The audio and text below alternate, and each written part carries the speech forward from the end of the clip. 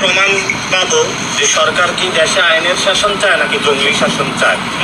এরপর থেকে আমরা জঙ্গলি শাসনের মধ্য দিয়ে গিয়েছি। অবশেষে সরকারকে যখন গলা চিপে ধরেছি তখন সরকার হলো মামলা নিতে বাধ্য হয়েছে। আমরা পুরো 18 কোটি মানুষেরকে বলবো, সরকারের আপনারা গলা চিপে ধরুন, যাতে সরকার আইনের শাসন বাস্তবায়ন করে, কোনো জঙ্গলি শাসন নয়। এবং আইনমন্ত্রী তার বাড়ি থেকে আইনের শাসন বাস্তবায়ন শুরু করবেন বলে আমরা আশা রাখি।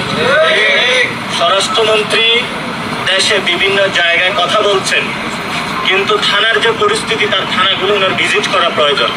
এটা কোনো থানা নয়, এটা আমাদের মধ্যযুগীয় বর্বরতার একটা যদি কোনো নিদর্শন থাকে সেটা হলো বাংলাদেশের বর্তমান থানাগুলো। এটা নির্যাতিত মানুষের জন্য আরো অভিশাপের জায়গা।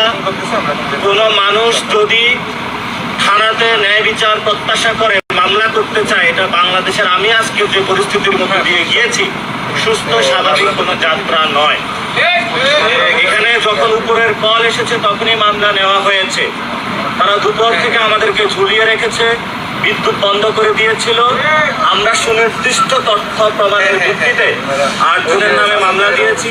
একটি ছিনতাইয়ের মামলাও আছে সেখানে, কারণ আমাদের ক্যামেরা, মোবাইল সবকিছু তারা চুরি করে নিয়ে গিয়েছে।